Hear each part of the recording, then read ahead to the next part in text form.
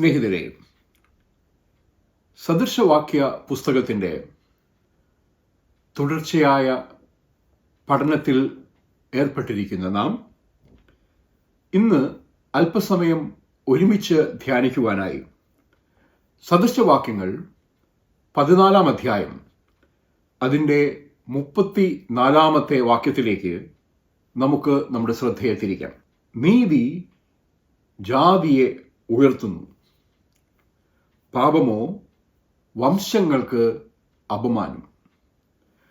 നീതിയോടുകൂടെ ജീവിക്കുന്ന ഒരു ജനം, ഒരു ദേശം, ഒരു രാജ്യം അത് ഉയർത്തപ്പെടുന്നുവെന്നും പാപത്തിൽ ജീവിക്കുന്ന ഒരു വംശം അപമാനം പേറേണ്ടി വരും എന്നതാണ് ഈ സദൃശവാക്യത്തിൻ്റെ സാരാംശം. ആ സദൃശവാക്യത്തിൽ ഉപയോഗിച്ചിരിക്കുന്ന ഓരോ പദവും അവഗാഹമായ അർത്ഥതലങ്ങളുള്ള പദങ്ങളാണ്.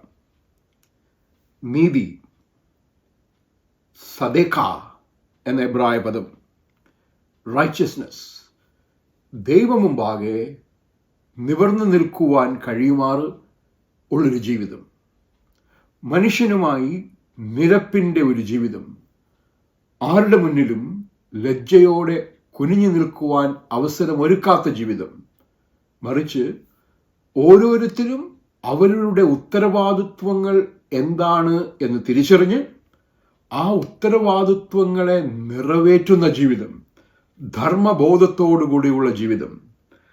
അതുകൊണ്ട് തന്നെ ഒരുപക്ഷെ ധർമ്മബോധത്തോടുകൂടെ ജീവിക്കുന്ന രാജ്യം ഉന്നതി കൈവരിക്കുന്നു എന്ന് നമുക്ക് മനസ്സിലാകുന്ന രീതിയിൽ ഈ സദൃശവാക്യത്തെ വായിക്കുവാനാകും. റോം, ഉയരുക, ഉയർത്തപ്പെടുക, മഹിമപ്പെടുക എന്നതാണ് ആ വാക്കിൻ്റെ അർത്ഥം. ഗോയി എന്നുപയോഗിച്ചിരിക്കുന്ന പദം ഇവിടെ ജാതി എന്ന് വിവർത്തന ചെയ്യപ്പെട്ടിരിക്കുന്നുവെങ്കിലും അത് ഒരു ദേശത്തിൻ്റെ, ഒരു വംശത്തിൻ്റെ, ഒരു ദേശീയതയുടെ, ഒരു നേഷൻ, ഒരു എത്നെ, ഒരു എത്നിക് ഗ്രൂപ്പ്, അങ്ങനെ പലതരത്തിലുള്ള അർത്ഥതലങ്ങൾ സാധ്യമായ ഒരു പദമാണ്.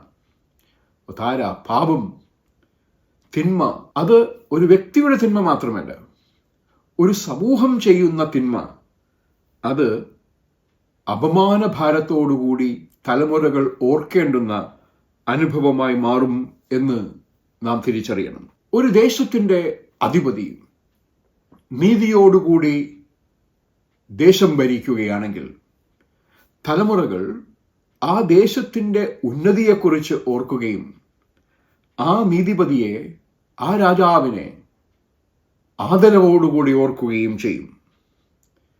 ഒരുപക്ഷെ തിരുവിതാംകൂറിൻ്റെ ചരിത്രത്തിലും അങ്ങനെ എത്രയോ ഉദാഹരണങ്ങൾ നമുക്ക് കാണുവാനായിട്ട് കഴിയും. ക്ഷേത്ര പ്രവേശന വിളംബരം ഒരു ഉദാഹരണമായി നാം കാണുകയാണെങ്കിൽ അത് ആ ദേശത്ത് നിലനിന്നിരുന്ന ജാതി വ്യവസ്ഥയെ തന്നെ മാറ്റിമറിച്ച വിപ്ലവകരമായ ഒരു തീരുമാനമായിരുന്നു. ക്ഷേത്രത്തിൻ്റെ അങ്കണത്തിൽ, ക്ഷേത്രത്തിൻ്റെ അകത്ത് ഒരു വിഭാഗം മനുഷ്യർക്ക് പ്രവേശനം ഇല്ല എന്നത് ഒരു ക്രമമായി കണ്ടിരുന്ന ഒരു തലമുറ, അതിൽ തെറ്റ് കാണാത്തൊരു തലമുറ, ആ തലമുറയുടെ മധ്യേ നീതിപതിയായ രാജാവ് അത് പാടില്ല എന്നും ദൈവ സാന്നിധ്യത്തിലേക്ക് എല്ലാവർക്കും പ്രവേശിക്കുവാൻ ആകണമെന്നും കൽപ്പന കൊടുത്ത അനുഭവം. ലോകചരിത്രത്തിൽ അതുപോലെ നീതിയുക്തമായ പല തീരുമാനങ്ങളെയും ഇന്നും നാം ഓർക്കാറുണ്ട്. അടിമത്തത്തെ നിർത്തലാക്കിയ 1833 ശ്രദ്ധേയമായൊരു പ്രഖ്യാപനം അതിനുദാഹരണമാണ്. അതിനുശേഷവും ഒരുപക്ഷെ അടിമത്തം വ്യത്യസ്ത രൂപങ്ങളിലും ഭാവങ്ങളിലും നമ്മുടെ ചുറ്റും നിലനിന്നുവെങ്കിലും നീതിയോടെ അടിമത്തത്തിനെതിരെയുള്ള നിലപാടുകൾ എടുത്തപ്പോൾ അത് ദേശങ്ങളുടെ ഉന്നതിക്ക് കാരണമായി എന്ന് നാം തിരിച്ചറിയുന്നു. ലോകത്തിൻ്റെ പല രാജ്യങ്ങളിലും സമത്വത്തിൻ്റെ അനുഭവത്തിലേക്ക് വേണ്ടി പാർശ്വവൽക്കരിക്കപ്പെട്ട ജനങ്ങൾക്ക് അവകാശങ്ങൾ നൽകിയ എത്രയോ ഉദാഹരണങ്ങൾ നമുക്ക് കാണുവാനായിട്ട് കഴിയും. സത്യത്തിൻ്റെയും അനുരഞ്ജനത്തിൻ്റെയും അന്വേഷണം നടത്തിയ ദക്ഷിണ ആഫ്രിക്കയിലെ വംശവെറിക്ക് വിധേയരായവരുടെ കണ്ണുനീരൊപ്പുവാൻ ശ്രമിച്ച, അവരുടെ ഓർമ്മകളിലെ മുറിവുകൾ ഒപ്പുവാൻ ശ്രമിച്ച ട്രൂത്ത് ആൻഡ് റെക്കൺസിലിയേഷൻ കമ്മീഷൻ നീതിയുടെ ഇടപെടലുകളിൽ ശ്രദ്ധേയമായ ഒന്നാണ്. തൊട്ടുകൂടായ്മയും തീണ്ടിക്കൂടായ്മയും അനുവദനീയമല്ല എന്ന് പറഞ്ഞ ഇടങ്ങൾ മുതൽ സിംഗപ്പൂരിൽ അഴിമതിക്കെതിരെയുള്ള ശക്തമായ പോരാട്ടം നീതിയുടെ പോരാട്ടമായി മാറുന്നതും നാം കാണുന്നുണ്ട്. എത്രയോ ഇടങ്ങളിൽ ജനീവ കൺവെൻഷൻ ദേശങ്ങൾ ഒരുമിച്ച് രൂപപ്പെടുത്തിയ ഒരു ഉടമ്പടിയാണ്. യുദ്ധങ്ങളിൽ, അക്രമങ്ങളിൽ പിടിക്കപ്പെടുന്നവരുടെ, തടവുകാരാക്കപ്പെടുന്നവരുടെ അവകാശങ്ങൾ, അവർക്ക് നീതി നിഷേധിക്കപ്പെടരുത് എന്ന ഉദ്യമത്തോടെ ആരംഭിച്ച എത്രയോ അനുഭവങ്ങൾ. നീതി ദേശത്തിൻ്റെ മഹിമയെ ഉയർത്തുന്ന അനുഭവം, തുല്യമായ അവകാശങ്ങൾ, എല്ലാവർക്കും തുല്യമായ നീതി, അത് ലിംഗനീതി ഉൾപ്പെടെയുള്ള എല്ലാ തലങ്ങളിലും വ്യാപരിക്കുമ്പോഴാണ് നീതി ദേശത്തിൻ്റെ അഭിമാനമായ ഒരനുഭവമായി മാറുന്നത്. ആ നീതിയുടെ പരിസ്ഫുരണങ്ങൾ പരസ്പരമായുള്ള ബഹുമാനത്തിലും ബഹുലതയെ മാനിക്കുന്ന അനുഭവത്തിലും ന്യൂനപക്ഷങ്ങളെ സംരക്ഷിക്കുന്ന അനുഭവത്തിലും ജീവിതത്തിൽ തന്നെ ആരെയും ചെറുതായി കാണാത്ത അനുഭവത്തിലും പ്രതിഫലിക്കുന്നതായി നമുക്ക് കാണുവാനായിട്ട് കഴിയും. തിരുവിതാംകൂറിൻ്റെ ഒരു രാജാവിനെ തന്നെ എടുത്ത് ചിന്തിക്കുകയാണെങ്കിൽ, ഒരുപക്ഷെ ഇന്ന് എന്നെ കേൾക്കുന്ന തലമുറകളിൽ ചിലരെങ്കിലും പരിചയപ്പെട്ടിട്ടുള്ള രാജവംശത്തിൻ്റെ ചരിത്രം നാം കേൾക്കുമ്പോഴോ അവിടെ നാം കാണുന്നത് ക്ഷേത്രപ്രവേശനത്തിൻ്റെ വിളംബരം മാത്രമല്ല, മറിച്ച് സാർവത്രിക സൗജന്യ വിദ്യാഭ്യാസത്തിന് വേണ്ടി നിലപാടെടുത്ത ദേശാധിപതി, ഒരുപക്ഷെ ഒരു വ്യക്തിയുടെ, ഒരു സമൂഹത്തിൻ്റെ ഉന്നമനത്തിന് വിദ്യാഭ്യാസമാണ് ഏറ്റവും ബൃഹത്തായ അനുഭവമെന്ന് തിരിച്ചറിഞ്ഞു. അനേകം സമൂഹങ്ങളിൽ ഇടപെട്ട ക്രിസ്തീയ മിഷണറിമാർ അവരുടെ ദൗത്യ നിറവേറ്റത്തിനു വേണ്ടി എടുത്തുപയോഗിച്ച മാർഗങ്ങൾ വിദ്യാഭ്യാസവും ആരോഗ്യ പരിപാലനവുമായിരുന്നു എന്ന് നമുക്ക് തിരിച്ചറിയാം. അന്ന് ഉണ്ടായിരുന്ന തിന്മയുടെ അനുഭവങ്ങൾ, ദേവദാസി സമ്പ്രദായം ഉൾപ്പെടെയുള്ള തിന്മയുടെ അനുഭവങ്ങൾക്കെതിരെ നീതിയോടെ നിലപാടെടുത്ത ദേശാധിപതികളെ നമുക്കറിയാം. ഒരു ദേശം വളരണമെങ്കിൽ നീതിയുക്തമായ വ്യവസായങ്ങൾ ഉണ്ടാകണമെന്നും എല്ലാവർക്കും തൊഴിലിടങ്ങളും തൊഴിലവസരങ്ങളും ഉണ്ടാകണമെന്നും ശഠിച്ച നീതിമാന്മാരായ ദേശാധിപതികളെ നമുക്കറിയാം. ആരോഗ്യ സുരക്ഷയും ആരോഗ്യ പരിപാലനവും എത്ര പ്രാമുഖ്യത്തോടെ നോക്കിക്കാണേണ്ടുന്ന അനുഭവങ്ങളാണെന്ന് തിരിച്ചറിഞ്ഞ ദേശാധിപതികളെ നമുക്കറിയാം. പരസ്യ സ്ഥലങ്ങളിൽ ഐത്തം നിരോധിച്ചുകൊണ്ട് ഇറക്കിയ കൽപ്പനകൾ നാം പുനർവായന ചെയ്യേണ്ടതാണ്. മിഷണറി സ്വാധീനങ്ങൾ അനവധി ഉണ്ടായിരുന്ന ഇടങ്ങളിൽ സ്ത്രീ വിദ്യാഭ്യാസത്തിനു വേണ്ടി, സ്ത്രീകളുടെ അവകാശത്തിനു വേണ്ടി നീതിയുക്തമായ നിലപാടുകളെടുത്ത തദ്ദേശീയരായ ദേശാധിപതികളെ നാം മറന്നുപോകരുത്. സർവകലാശാലകൾ സ്ഥാപിച്ച് ഉന്നത വിദ്യാഭ്യാസത്തിന് മാർഗമൊരുക്കിയവരെ നാം മറന്നുപോകരുത്. അതിനിടയിൽ ഒരു ദേശത്തിൻ്റെ വളർച്ചയ്ക്ക് നീതിയുക്തമായ ഇടപെടലുകൾ ആവശ്യമുണ്ട് എന്ന് ചരിത്രം രേഖപ്പെടുത്തിയ ചിലർ, വിയോജന കുറിപ്പുകൾ ഒരുപാട് പേർ കുറിച്ചിട്ടുണ്ടെങ്കിലും കേണൽ ജോൺ മെൻറോയുടെ ഇടപെടലുകളെ കുറിച്ച് നാം ഒന്ന് ഓർക്കുന്നത് നന്നായിരിക്കും. 1778 മുതൽ 1858 വരെ ജീവിച്ചിരുന്ന ഈ മനുഷ്യൻ 1811 മുതൽ 1814 വരെ തിരുവിതാംകൂർ ദേശത്തിന്റെ ദിവാന്റെ ചുമതലകളും വഹിച്ചു എന്ന ചരിത്രം. വിദ്യാഭ്യാസ മേഖലയിൽ ആ കാലഘട്ടത്തിൽ നൽകിയ ഊന്നൽ, പാർശ്വവൽക്കരിക്കപ്പെട്ടവരുടെ ശാക്തീകരണത്തിന് വേണ്ടി ഇടപെടലുകൾ, ചെറിയവരിൽ ഒരുവന് നിങ്ങൾ ചെയ്തത് എനിക്ക് ചെയ്തതാകുന്നു എന്ന് പറഞ്ഞ സുവിശേഷ ദൗത്യത്തെ യഥാർത്ഥമായി ഉൾക്കൊണ്ട് സാധാരണക്കാരുടെ ഇടയിലേക്ക്, ചെറിയവരുടെ ഇടയിലേക്ക് ഇറങ്ങിച്ചെന്ന എത്രയോ അനുഭവങ്ങൾ, നീതിന്യായ വ്യവസ്ഥകൾ, അന്ന് ഉണ്ടായിരുന്ന ജാതീയതയുടെയും വംശീയതയുടെയും അധികാരത്തിൻ്റെയും മേൽക്കോമയിൽ സൃഷ്ടിക്കപ്പെട്ട അനുഭവങ്ങളിൽ നിന്ന് വ്യത്യസ്തമായി ഒരു ന്യായപരിപാലനത്തിന്, നീതിപരിപാലനത്തിന് ആവശ്യമായ തത്വസംഹിതയെ തന്നെ രൂപപ്പെടുത്തിയ എത്രയോ അനുഭവങ്ങൾ, സാമ്പത്തിക തുല്യതാ ശ്രമങ്ങൾ, അതിനുവേണ്ടി വിപ്ലവകരമായ തീരുമാനങ്ങൾ, മിഷൻ പ്രവർത്തനങ്ങൾക്ക് അദ്ദേഹം നൽകിയതായിട്ടുള്ള പിന്തുണ നാം ഓർക്കാറുണ്ട്.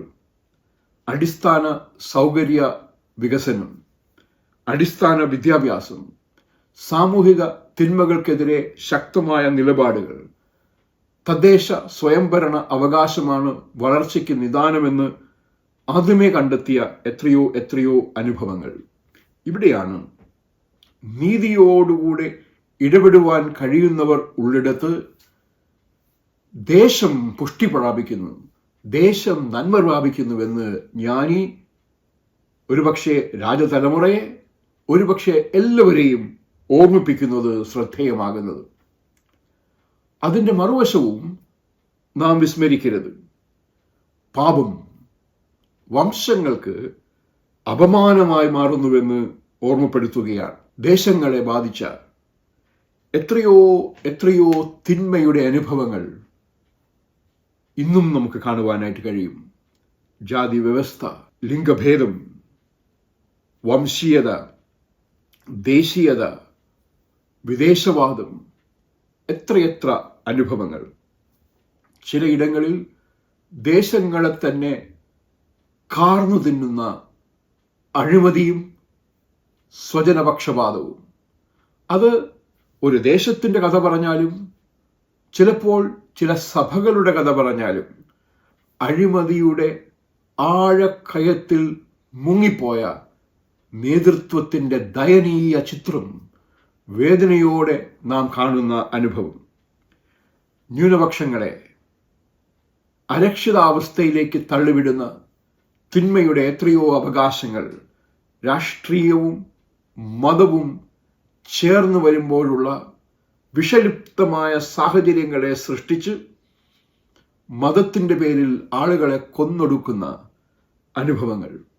അത് മനുഷ്യക്കടത്തിൻ്റെയും ശിശുവേലയുടെയും അനുഭവങ്ങൾക്കപ്പുറം എത്രയോ എത്രയോ കലാപങ്ങളിലേക്ക് വഴിതെളിച്ചിട്ടുണ്ട്. പാവപ്പെട്ടവനെ വിസ്മരിച്ച് കളയുന്ന പാപം നാം കാണാതിരുന്നുകൂടാ. യുദ്ധങ്ങളെയും ഒരുപക്ഷെ അക്രമത്തെയും ന്യായീകരിക്കുന്ന അനുഭവങ്ങൾ എത്രമാത്രം പാപമയം നിറഞ്ഞതാണെന്ന് നാം തിരിച്ചറിയണം. സാമ്പത്തിക നേട്ടത്തിനു വേണ്ടി, അല്പം ലാഭത്തിനു വേണ്ടി എന്തും മ്ലേച്ഛതയും ചെയ്യാൻ തയ്യാറാകുന്ന നേതൃത്വം ഒരു വശത്ത്, സാംസ്കാരിക മൂല്യശോഷണം കൺമുമ്പിൽ കണ്ടിട്ടും സ്വാർത്ഥ ലാഭത്തിനു വേണ്ടി കണ്ടില്ല എന്ന് നടിക്കുന്ന അനുഭവങ്ങൾ ഒരുപാട് നമുക്ക് ചുറ്റും. അനീതിയും അക്രമവും കാണുമ്പോഴും ഇതിലേറ്റവും വേദനാജനകമായ അനുഭവം അനേകരുടെ നിശബ്ദതയാണ് എന്നും നാം തിരിച്ചറിയണം. പാപത്തിൻ്റെ സാഹചര്യങ്ങളിൽ ദേശങ്ങൾ അപമാനിക്കപ്പെടുമ്പോൾ നിശബ്ദരായി നിൽക്കുന്നവരും ആ അപമാനത്തിന് കാരണക്കാരും പങ്കുകാരുമാണ് എന്ന് സദൃശവാക്യക്കാരൻ നമ്മെ ഓർമ്മപ്പെടുത്തുന്നത് കാണാതിരുന്നുകൂടാ. അവിടെയാണ് പ്രസക്തമായ ഒരു ചോദ്യം ഉയരുന്നത്. നീതി ഒരു ദേശത്തിൻ്റെ നന്മയ്ക്ക്, വളർച്ചയ്ക്ക് കാരണമാകുമെങ്കിൽ എന്താണ് ഈ ദൈവനീതി നമ്മുടെ ചുറ്റും നിഴലിട്ട് നിൽക്കുവാൻ, ക്രിസ്തുവിൽ വെളിപ്പെട്ടു വന്ന ദൈവനീതിയുടെ മൂർത്തിമത് ഭാവം നമ്മുടെ വ്യക്തിജീവിതങ്ങളിലും കുടുംബജീവിതങ്ങളിലും സഭാജീവിതത്തിലും ദേശത്തിൻ്റെ ജീവിതത്തിലും വ്യാപരിച്ച് കാണുവാൻ അതിൻ്റെ സ്വഭാവ സവിശേഷതകൾ എന്തൊക്കെയാണ് എന്ന് നാം ചിന്തിക്കുന്നത് നന്നായിരിക്കും. കുട്ടിക്കാലത്ത് സൺഡേ സ്കൂൾ ടീച്ചർ നമ്മെ ഓർമ്മപ്പെടുത്തി, ദൈവനീതി നമ്മുടെ ചുറ്റും വ്യാപരിക്കണമെങ്കിൽ നോഹയുടെ അനുസരണം നമുക്കുണ്ടാകണം.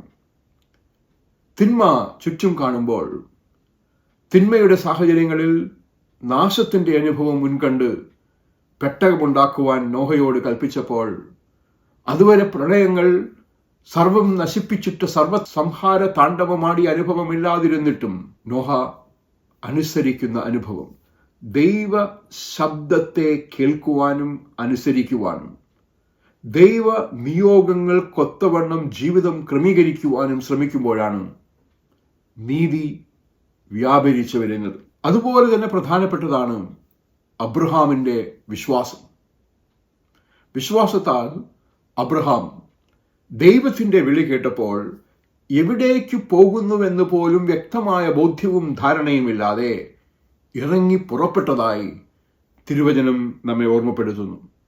തൻ്റെ സ്വന്തം മകനെ യാഗം കഴിക്കുവാനായി ആവശ്യപ്പെട്ട സാഹചര്യത്തിൽ കരുതുന്ന ദൈവത്തിൻ്റെ തിരുസന്നിധിയിലേക്ക് സ്വന്തം മകനുമായി നടന്നു കയറുവാനായി ധൈര്യം കാട്ടിയ അബ്രഹാമിൻ്റെ വിശ്വാസം.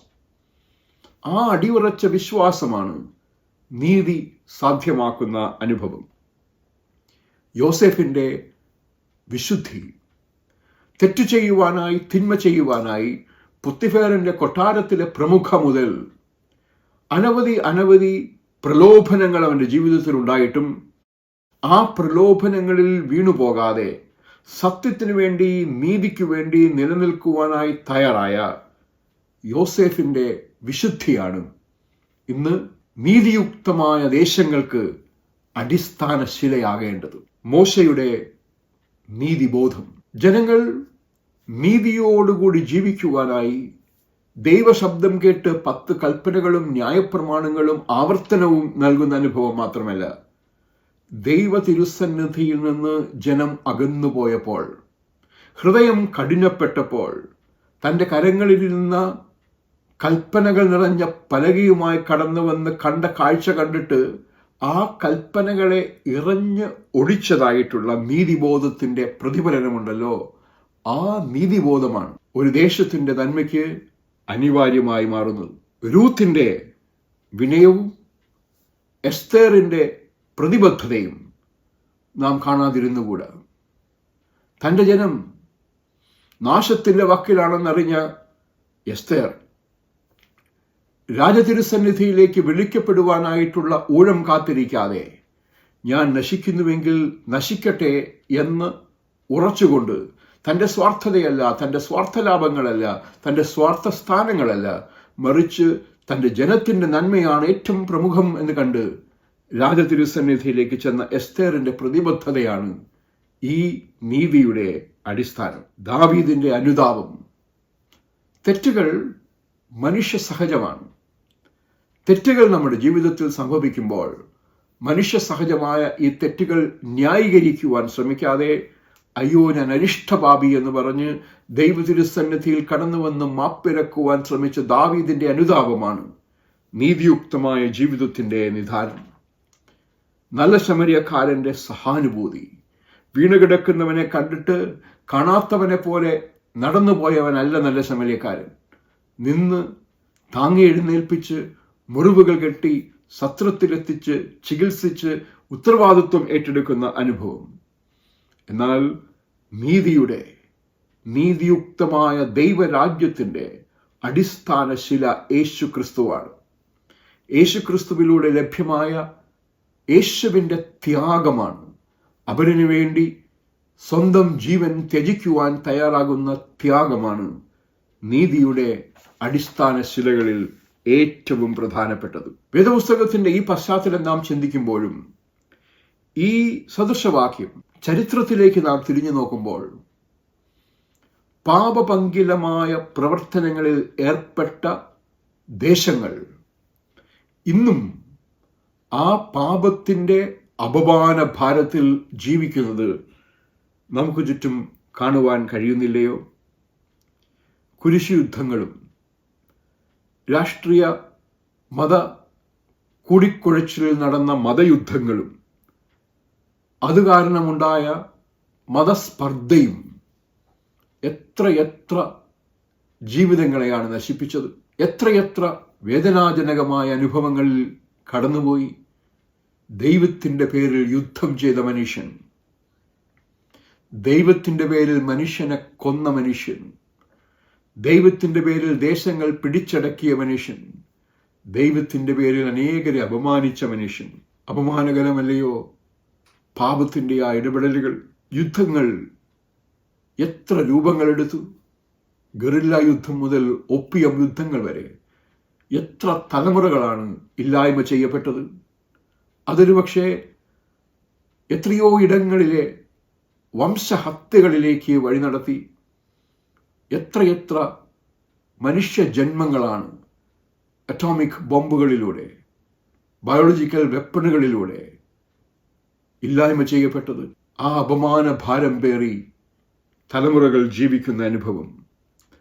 സാമ്രാജ്യത്വത്തിൻ്റെ പേരിൽ രാജ്യങ്ങളിലേക്ക് കടന്നു കയറി അവിടങ്ങളിലെ സംസ്കാരങ്ങളെ ഇല്ലാതാക്കി, ഭരണക്രമങ്ങളെ ഇല്ലാതാക്കി, കൊള്ളയും കൊള്ളവെപ്പും നടത്തിയ അധിനിവേശ സംസ്കാരം.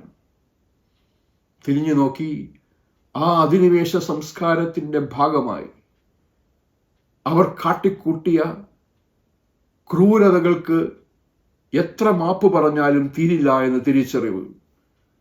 തലമുറകളോട് എങ്ങനെ ആ അപമാനത്തിൻ്റെ ഭാരത്തിൽ നിന്ന് രക്ഷപ്പെടുവാൻ കഴിയുമെന്ന് പറഞ്ഞു കൊടുക്കുവാനാകാതെ പതറി നിൽക്കുന്ന മനുഷ്യൻ. ദേശങ്ങളെ കീറിമുറിച്ച, ഒരുമിച്ച് ജീവിച്ചവരെ ശത്രുക്കളാക്കിയ സാമ്രാജ്യത്വത്തിൻ്റെ ഇടപെടലുകൾ.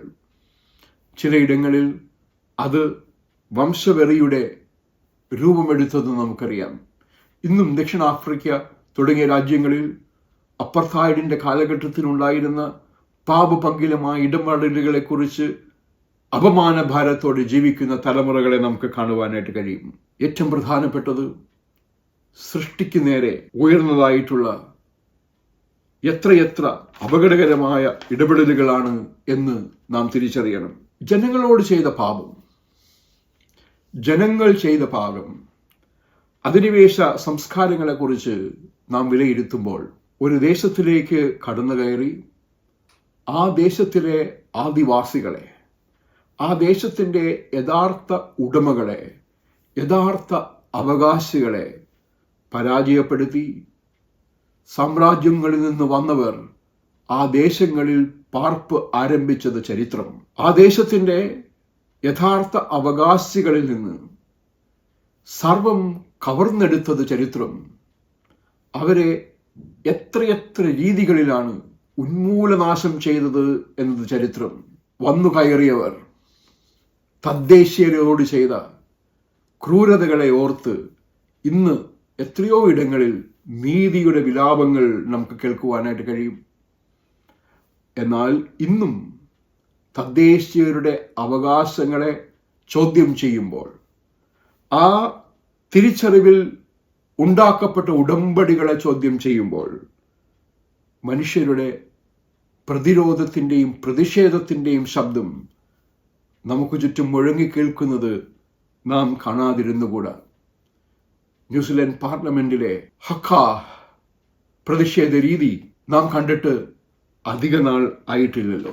മനുഷ്യനെ വിറ്റ അടിമക്കച്ചവടത്തിൻ്റെ നാളുകൾ, മനുഷ്യനെ മറ്റു സ്ഥലങ്ങളിൽ കൊണ്ടുചെന്ന് മാംസക്കച്ചവടത്തിന് ഉപയോഗിച്ച എത്രയോ എത്രയോ അനുഭവങ്ങൾ.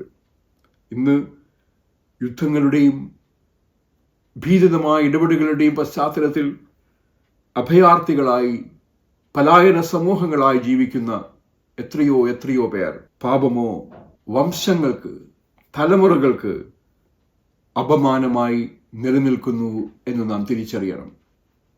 അതുകൊണ്ട് തന്നെ ഇന്ന് നമ്മുടെ വ്യക്തിജീവിതങ്ങളിലേക്ക്, നമ്മുടെ സാമൂഹിക ജീവിതത്തിലേക്ക് വളരെ ആഴമായ ഉൾക്കാഴ്ചകൾ നൽകുന്ന ഒരു സദൃശവാക്യമായി സദൃശവാക്യം 14 അധ്യായത്തിൻ്റെ 34 വാക്യം നാം കാണണം. ഒരു ദേശത്തിൻ്റെ നീതി എന്താണ്? ന്യായം വെള്ളം പോലെ, നീതി വറ്റാത്ത തോട് പോലെ ഒഴുകട്ടെ, ഒഴുകി പടർന്നിടട്ടെ എന്ന് പ്രവാചകൻ പറയുമ്പോൾ, ന്യായത്തിനു വേണ്ടി കേണിട്ടും ന്യായം ലഭിക്കാതെ വിലപിക്കുന്ന ഒരുപാട് പേർ നമ്മുടെ ചുറ്റുമുള്ളപ്പോൾ, നീതിയുടെ ഇടപെടലുകൾ അന്വേഷിച്ചു ചെന്നിട്ടും നീതി ലഭിക്കാതെ വിലപിക്കുന്ന ഒരുപാട് പേർ നമ്മുടെ ചുറ്റുമുള്ളപ്പോൾ നീതി ദേശത്തെ ഉയർത്തുന്നു, നീതി ജാതിയെ ഉയർത്തുന്നു, നീതി ഒരു സമൂഹത്തെ ഉയർത്തുന്നു. ഒരു വ്യക്തിയുടെ നീതി ഒരു സമൂഹത്തിൻ്റെ നീതിയായി മാറുമ്പോൾ നീതിയുടെ പ്രതിഫലനമായ അപരരോടുള്ള ബഹുമാനവും നീതിയുടെ പ്രതിഫലനമായ എല്ലാവരുടെയും തുല്യതയും നീതിയുടെ പ്രതിഫലനമായ സ്നേഹവും സന്തോഷവും സമാധാനവും ദൈവരാജ്യ ദർശനങ്ങളായി മാറുന്നു. വീണ്ടും ഒരു ആഗമന കാലഘട്ടത്തിനായി നാം ഒരുങ്ങുമ്പോൾ അന്ധകാരത്തിൽ നിന്ന് അത്ഭുത പ്രകാശത്തിലേക്ക് നമ്മെ വഴി നടത്തിയവനെ നാം ഓർക്കുമ്പോൾ ഇന്നും അനേകരുടെ ജീവിതത്തിന് അന്ധകാരത്തിന് കാരണമായി തീരുന്ന ദേശങ്ങൾ, യുദ്ധങ്ങൾ മെനയുന്നവർ, സൃഷ്ടിക്കുന്നവർ, കണ്ണുനീരിന് കാരണക്കാരായിരിക്കുന്നവർ, അവർക്ക് തലമുറകളുടെ അപമാന ഭാരം ഉത്തരം പറയേണ്ടുന്ന യാഥാർത്ഥ്യമായി നിലനിൽക്കും എന്ന് ഓർമ്മപ്പെടുത്തലാണ്. നീതിയുടെ ഇടപെടലാകട്ടെ ദേശത്തിൻ്റെ യശസ്സിൻ്റെ, ദേശത്തിൻ്റെ പേരിനെ ഉയർത്തുന്ന അനുഭവമാണ് എന്ന് നാം തിരിച്ചറിയണം. സന്തോഷമില്ലാതെ ജീവിക്കുന്ന ഒരുപാടിടങ്ങൾ നീതി ഒരു ജനതയെ സന്തോഷത്തിൽ ഉയർത്തുന്നു. നീതി ഒരു ജനതയെ പ്രത്യാശയിൽ, പ്രതീക്ഷയിൽ ഉയർത്തുന്നു. നീതി ഒരു ജനതയെ കൃപയിൽ ഉയർത്തുന്നു. നീതി ഒരു ജനതയെ ആത്മാവിൽ ഉയർത്തുന്നു. നീതി ഒരു ജനതയെ തുല്യതയോടെ ജീവിക്കുവാനായി സഹായിക്കുന്നു. പാപമോ വേദനയുടെയും പ്രയാസത്തിൻ്റെയും ദുഃഖത്തിൻ്റെയും കണ്ണുനീരിൻ്റെയും അനുഭവത്തിലേക്ക് അനേകരെ തള്ളിവിടുന്നു. അത് നാം മറ്റൊരു വ്യക്തിയോട് ചെയ്യുന്ന പാപമാകട്ടെ, ഒരു സമൂഹമായി നാം മറ്റു സമൂഹങ്ങളോട് ചെയ്യുന്ന പാപമാകട്ടെ, ഒരു ജനക്കൂട്ടമായി നാം മറ്റൊരു ജനക്കൂട്ടത്തോട് ചെയ്യുന്ന പാപമാകട്ടെ, മനുഷ്യരായി നാം പ്രകൃതിയോട് ചെയ്യുന്ന പാപമാകട്ടെ, നാം ജനിക്കാനിരിക്കുന്ന തലമുറകളോട് ചെയ്യുന്ന പാപമാകട്ടെ, ഇനി വരുന്നൊരു തലമുറയ്ക്ക് ഇവിടെ വാസം സാധ്യമോ എന്ന് കവി കേഴുമ്പോഴും അസാധ്യമായ വാസസ്ഥലങ്ങൾ തീർക്കുന്ന തത്രപ്പാടിലാണ് നാം പലരുമെന്ന് നാം മറന്നുപോകാതിരിക്കുക. അവിടെയാണ് നമ്മുടെ ദേശത്തിൻ്റെ ജീവിതങ്ങളെ, നമ്മുടെ സമൂഹത്തിൻ്റെ ജീവിതങ്ങളെ, നമ്മുടെ പരസ്പര ബന്ധത്തെ വളരെ സ്വാധീനിക്കുവാൻ ശക്തിയുള്ള ഒരു സദൃശവാക്യമായി ഇത് മാറുന്നത്. നീതിയും പാപവും വ്യക്തിഗതമായ അനുഭവങ്ങൾ മാത്രമല്ല, വ്യക്തികൾ ഒരുമിച്ച് വരുന്നൊരു സമൂഹത്തിൽ ഒരു സമൂഹത്തിൻ്റെ നീതി, സാമൂഹിക ന്യായം എന്നൊരു യാഥാർത്ഥ്യമുണ്ട്. സമൂഹങ്ങൾ ഒരുമിച്ച് വരുന്നൊരു സാഹചര്യത്തിൽ സമൂഹത്തിൻ്റെ തിന്മ, സമൂഹത്തിൻ്റെ പാപം എന്നൊരു യാഥാർത്ഥ്യവുമുണ്ട്. ഞങ്ങളോട് ക്ഷമിക്കണമേ എന്ന പ്രാർത്ഥന വിരൽ ചൂണ്ടുന്നത് ഒരുമിച്ച് നാം ചെയ്ത തിന്മകളാണ് എന്നോർക്കുമ്പോൾ, അപമാനത്തിന് കാരണമായി നാം ചെയ്ത എല്ലാ ഇടപെടലുകളാണ് എന്ന് നാം ഓർക്കുമ്പോൾ, ചോദ്യം അതാണ്, ഇന്ന് ഞാൻ ചെയ്യുന്ന പ്രവൃത്തികൾ നാളെ എന്നെ അപമാന ഭാരത്തിലാക്കുന്നതോ എൻ്റെ ദേശത്തെ ലജ്ജിപ്പിക്കുന്നതോ, വരുവാനിരിക്കുന്ന തലമുറകൾ ഇന്നിലേക്ക് തിരിഞ്ഞു നോക്കുമ്പോൾ എത്ര ലജ്ജാകരമായി ജീവിച്ച, അപമാനകരമായി ജീവിച്ചൊരു തലമുറയെന്ന് നമ്മെക്കുറിച്ച് പറയുന്ന അനുഭവമോ? അവഗാഹമായി ഇനിയും ഒരുപാട് ഈ സദൃശവാക്യത്തെക്കുറിച്ച് നമുക്ക് പറയുവാനായിട്ട് കഴിയും. സദൃശവാക്യങ്ങൾ 14 അധ്യായം അതിൻ്റെ 34 വാക്യം, നീതി ദേശത്തെ അഥവാ ജാതിയെ ഉയർത്തുന്നു, പാപമോ വംശങ്ങൾക്ക് ലജ്ജയ്ക്ക് കാരണം, അപമാനത്തിന് കാരണം. നീതി ജാതിയെ ഉയർത്തുന്നു, പാപമോ വംശങ്ങൾക്ക് അപമാനം. സർവജ്ഞാനിയായ ദൈവത്തിൻ്റെ ആത്മാവ് ഈ സദൃശവാക്യത്തിൻ്റെ പൊരുൾ ഇനിയും നമുക്ക് തിരിച്ചു തരട്ടെ. അത് ദൈവരാജ്യത്തിൻ്റെ വരവിനായി കാത്തിരിക്കുന്ന, നിന്റെ രാജ്യം വരണമേ എന്ന് ദിനം പ്രാർത്ഥിക്കുന്ന നമ്മുടെ ഓരോരുത്തരുടെയും ജീവിതങ്ങൾക്ക് അർത്ഥവും ദിശാബോധവും നൽകുന്ന അനുഭവമാകട്ടെ. ആമേൻ.